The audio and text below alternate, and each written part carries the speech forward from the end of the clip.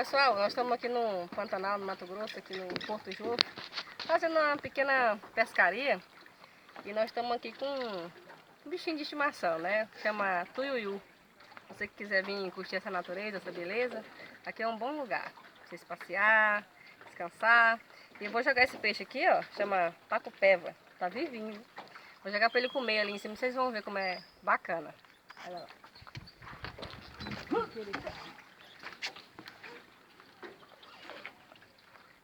Pode filmar, tuiuiu lá que ele vai bater lá.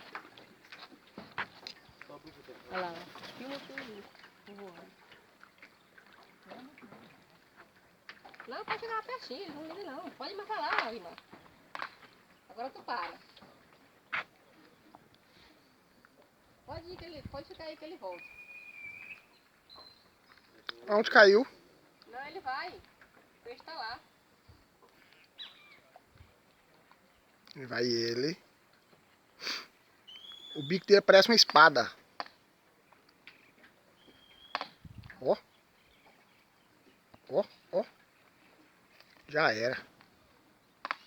Nossa! Parece uma faca.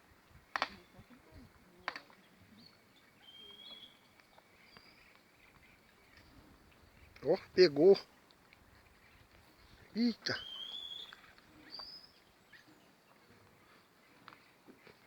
Vai no rumo dele que ele vai voar. Com o peixe na boca.